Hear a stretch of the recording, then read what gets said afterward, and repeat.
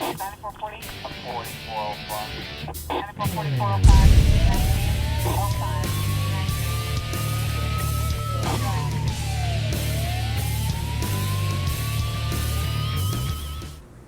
All right, welcome back, crime fighters. Appreciate you tuning in for Calhoun County's Most Wanted, the program where you get to help make Calhoun County a better and safer place for all of us by helping us catch and lock up some of the bad guys. I'm Chris Wright, along with Calhoun County Sheriff Matthew Wade. Good to see you, Sheriff. Always good to be on the show, Chris. All right. Good to see you. We always like to start off by thanking our viewers for the help that they give us in finding individuals. Absolutely. You've never let us down. We have one arrest this week. We'll take it.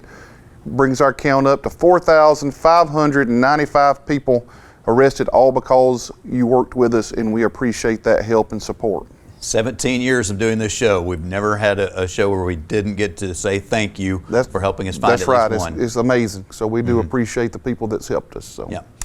A lot of things going on in Calhoun County. The coronavirus situation, of course, has continued to get worse in Calhoun County. I believe they said that it seems like it's been happening forever. We've been dealing with this forever. I know everybody's tired of it and wish it would go away, and I'm one of those as well. So. But in the last 2 weeks, we've seen more than half of all the confirmed infections from that whole time that seems like forever. So when we started this thing back in March or February, up until about 2 to 3 weeks ago, we had about 450 cases.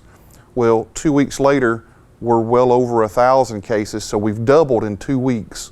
And that's alarming. And where that's scary is the ability to take care of people in the hospitals. Yeah. And that's, if you've been watching Calhoun County EMA's press conferences with RMC, they talk about that. I think there's 40 ventilators available at RMC, and I think they're using 15 or 20 of them, maybe. They're using about half, maybe. And their COVID unit is full. I think they got 3 units now. They're all full, and they're struggling to have enough room and nurses to treat people. So where the flattening the curve, slowing the spread, is the virus is here. It's not going away. It's got to run its course. But what we're trying to do, or what the governor and everybody else is trying to do, is to keep it at a steady pace where our facilities, hospitals aren't overran, and we're able to care for people in a proper way to prevent deaths. So, and Calhoun County seems to be a hot area at this point in time for whatever reason. Who knows why? But we have more than doubled our cases, probably working on tripling the number of cases in the last 2 to 3 weeks in Calhoun County, from where it took 4 months to get to the first 450. This is not a time to be letting down our guard. It's time to be getting more absolutely active and trying to prevent the spread. All right, we need to take a quick break. When we come back, we're going to have the first half of this week's lineup for you. And we've got several other things to talk about. Sheriff, one of the things that I've always loved about you as sheriff, nobody can accuse you, or anybody can accuse anybody of anything, but they'd have a hard time proving that you're not transparent. I try to be honest. You're going to be transparent again on the program today. So some of you may have some questions about some things that have happened in the last week or so, and the sheriff will do his best to answer those questions for you coming up on Calhoun County's Most Wanted. In the United States, a home is burglarized about every 23 seconds. There are ways that you can make your home safer and not be a victim. You can invest in an alarm system, add security cameras, or get a smart doorbell. Either one or all are helpful. Be sure to keep your systems working. Even a fake security sign might deter a would-be burglar. Keep your doors and windows locked. Install a deadbolt. And always keep your garage door closed and that kitchen door locked. We aren't living in great-grandma's time anymore, and those days are long gone. Verify who is at your door when your doorbell rings. If you don't want to answer the door, that's okay. Let the person know you are there. Turn the TV on, talk to your dog, or even tell them you can't answer the door right then. Don't let a possible burglary turn into a home invasion. You need to light up the dark. Install motion sensor lights. Contact the power company for a dusk to dawn light for your yard. And remember, it doesn't matter where you live or where you park your car, always lock your vehicle. Criminals are looking for unlocked cars. Don't leave items in your car that may entice a thief to break a window and steal. Don't leave your garage door opener in your car either. If possible, keep an additional car parked in your driveway when you are away. Make it appear that someone is at home. You can join or organize a neighborhood watch program. And remember, if you are a victim of a burglary or a theft of property, call your local law enforcement office right away to file a report. For more information, you can call me, Nancy Hilton, at the Calhoun County Sheriff's Office, 256-236-6600. All right, let's take a look at this week's lineup on Calhoun County's Most Wanted. Starting with Kyle Sharpton of Anniston, wanted on a probation violation for possession of a controlled substance and obstruction of justice using a false ID. Jennifer Blackburn of Anniston, wanted for failure to pay for possession of a controlled substance. Jimmy Wade of Anniston, wanted on a probation violation for possession of a controlled substance. Byron Hester of Anniston, wanted on a failure to appear warrant for illegal possession of a prescription. Corey Tenike of Anniston, wanted on bond revocation for possession of a controlled substance and use and possession of drug paraphernalia. And Lee Thurman of Anniston, wanted for failure to pay for fraudulent use of a credit card. That's just the first half of this week's lineup. If you have any information about these cases, please call 256-236-6600. Now, we will have the second half of the lineup coming up in just a few minutes, but Sheriff, I know a lot of people would like to hear from you concerning the escape at the Calhoun County Jail. Absolutely, and I'd like to give a little history before we just go into that escape. Okay. 2 years ago, it was July 2 years ago, we had 3 inmates escape from the same block. There's blocks in a jail. There's C block, there's E block, there's D block in our county jail. And C block is an area that has 3 doors. There's C block north, C block south, and there's a D12, and all those blocks have a door. If that door is breached, it goes straight to an exercise yard that's meant also to be for, in case there's a fire, gives inmates a way to get out away from the fire. So those 3 blocks have a door, just one. Once that door is breached, faulty, whatever, that door opens, it goes into this yard, and it has razor wire around it, but the razor wire hasn't been a deterrent. So July 2 years ago. It would be a deterrent for me. Well, July 2 years ago, they took a metal bunk, hit the same door, hit it, busted it open. 3 of them climbed over the razor wire, and they escaped. At that time, when that happened, we found them all within just about 12 hours. Contacted the commission, said, hey, look, this door, if it's breached, they're basically gone. So they hired a local architect who designed a solution, and got a price, and that never happened. And that's not a blame on the county commission. That's just as much blame on me as it is them, but that project never got done.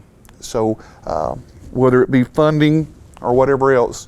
So what we designed was to encapsulate those exercise yards with steel beams and chain link fence it and put razor wire around it where somebody just couldn't climb over the fence and be gone.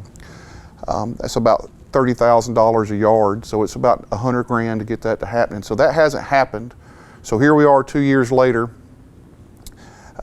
Correctional officer hit a button that unlocked the door. He realized it immediately. He goes back there, opens the door, closes it. It locks, so he thought.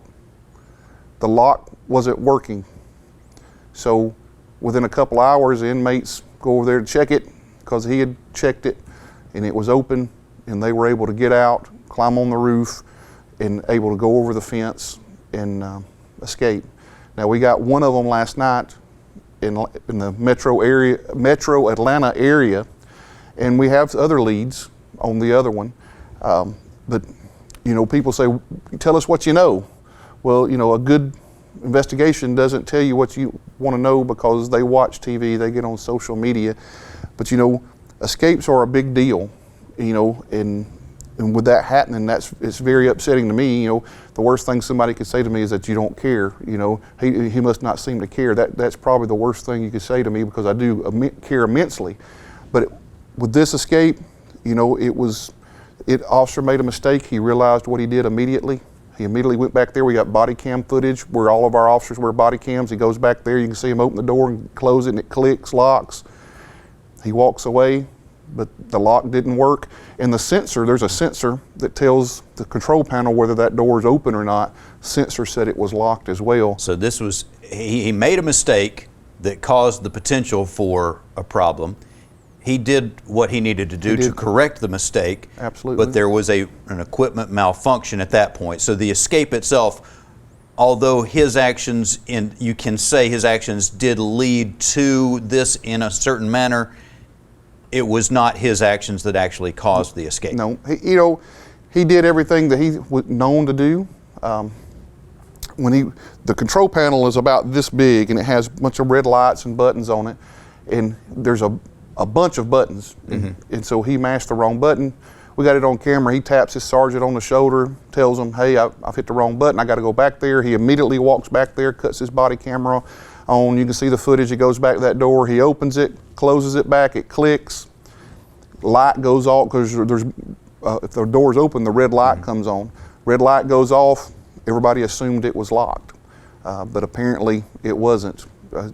Somehow it came open. They got it open, and with that being said, they were able to get on the roof and of course, it's easy to say that the fix that we had designed should have been in place by now. That's right. It's also easy to say it's $100,000, and there's a whole lot of other issues that have to be addressed. And whether you're the sheriff or the county commissioner or whoever, when you're making decisions about six-figure expenditures, that's not easy. It's not easy. It takes time to do everything. And to be fair, the county commission had been working with an architect to do much bigger improvements to the county jail. And those improvements included that. It included fixing our control panels themselves. It included making suicidal and mental ill cells where they're glass, where you could put inmates that were mentally ill or suicidal in these cells and have direct supervision where sight and sound supervision was over them. It included fixing our medical wing where we could physically treat inmates better and have better supervision of the medically ill. So somebody had a heart condition, that they're not just back on a wing with no supervision from a doctor or a nurse. So it was a much bigger project. Unfortunately, on July the 9th, I got a letter from the commission that says that they're going to have to stop doing that. They've been trying to seek funding for that. So on July the 9th, they had just told us that you're not going to be able to do that right now. It's not a case of just, that's too expensive, we're not doing it. It's a case of we're trying to see how much we can do and attempting to do more. This didn't get done in time to prevent this. Absolutely, and it's easy to point fingers and try to blame somebody else, but that facility's 34 years old. It needs some work.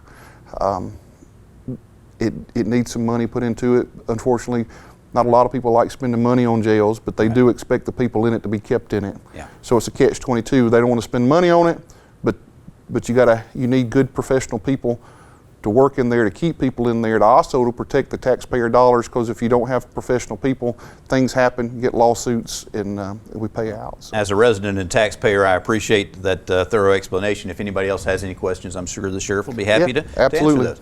All right, we need to take a break, but we've got some more things to discuss, and we'll have the second half of this week's lineup when we come back on Calhoun County's Most Wanted. All right, let's take a look at the second half of this week's lineup on Calhoun County's Most Wanted. Richard Mullally of Anniston wanted on a failure to appear warrant for possession of a controlled substance and third-degree escape. Melton Mosley of Anniston wanted on a probation violation for possession of a controlled substance. Misty Haywood of Anniston wanted on a probation violation for fraudulent use of a credit card. Cody Shadrick of Gadsden wanted on a failure to appear warrant for theft of property, third degree. Tony Nixon of Anniston wanted for failure to pay for possession of a controlled substance. Justin Brown of Jacksonville wanted on a failure to appear warrant for use and possession of drug paraphernalia. And Chedrick Jones of Anniston wanted on a failure to appear warrant for child support. If you can help us find any of those individuals, please call the Sheriff's Office at 256-236-6600. All right, we'll have some property crimes coming up in just a few minutes that hopefully you can help us solve. But right now, Sheriff, we talked about the escape a few minutes ago. We haven't really talked about who escaped and given the public an opportunity to help us find the one that's still out there. So let's take a look. Well, yesterday, with the help of the U.S. Marshals Fugitive Task Force, we were able to capture Bryant DeAndre Johnson in the metro Atlanta area. We've been working all weekend. This happened on a Thursday morning, and we didn't go home. We worked from Thursday all the way up until we caught him. We're still working. The U.S. Marshal Fuses Task Force brings availability of other people in other jurisdictions that you can just make a phone call and they can go out and check. And then, of course, we're still looking for Larry Dwayne Gaither. Both of them escaped, and when they escaped, they didn't stick around with each other, but it should be known that we've ended up arresting Larry Gaither's mother, who was a correctional officer at a different county jail. We'll leave that alone as far as what county that was, but my point is it doesn't matter who you are, you know, she can't be in law enforcement and do those kind of things, but it appears she helped them. Well, it didn't appear, she did help them. He come to her house, her being a law enforcement officer, she didn't do the right thing. We arrested her on Thursday night, and she didn't get out of jail till yesterday morning, which was Monday. We've also arrested his brother who helped him, and we arrested another person with a last name of East for helping him. And this is just so sad because you're going to catch him. We're going to catch him, and he's going to go back to jail, and she's giving up her career. I know it's her son, but she's given up her career for something that he's done. He put her in a position where she had to choose between her son and doing what's right and keeping her job. That's right, and she made the wrong choice. And I talked to her employer when we arrested her, and they said that she would not be working there anymore, and that's sad. But you know, you can't be in law enforcement. You just can't do those things. I know it's her son, but you know, she should have done the right thing, because he's going to get caught. We're going to catch him. He's coming back to jail, and he's going to have time added to his sentence. He's going to serve a harder time when he goes to prison. He won't be eligible for any type of work release. He won't be eligible for any type of work details. It's a harder sentence when you have escape on there, because they're not going to let you do anything because you're a flight risk. So he's going to get caught. We do have some leads. We are using available resources to look for him. You know, and some people were saying, "Why haven't you updated us? Why haven't you updated us?"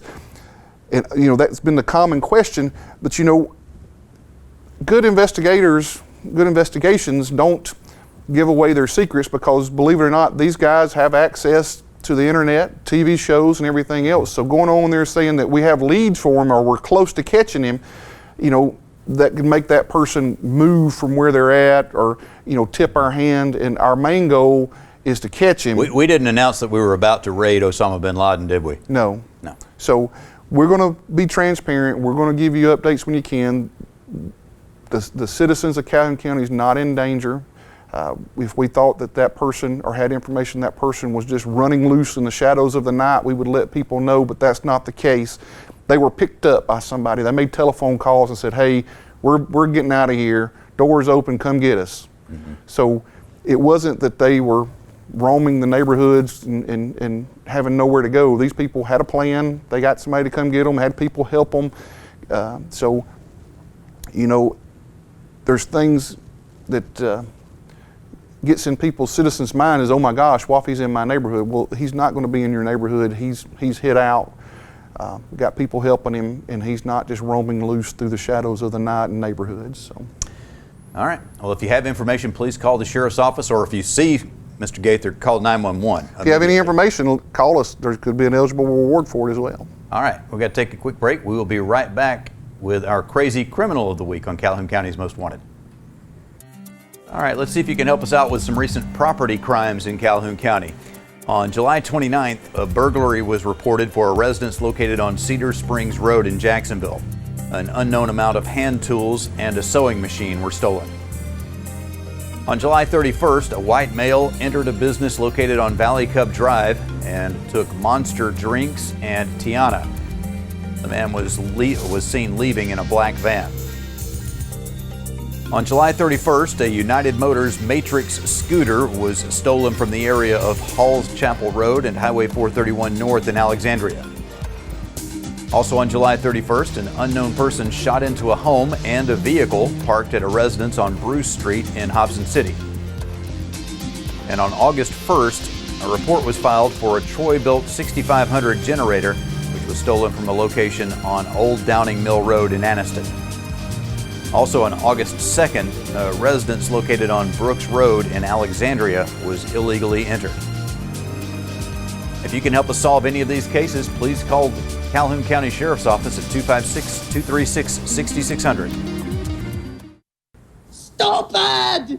You're so stupid! All right, so Sheriff, I know we didn't like talking about escapes, but we needed to talk about that. And now we got another escape to talk about. You're not the only sheriff that's got an escape. That's good to hear. I hate that it happened, but being the only one makes you feel really bad. In Sri Lanka, they caught a cat that was carrying illegal drugs into the jail. And they locked the cat up, and it's escaped.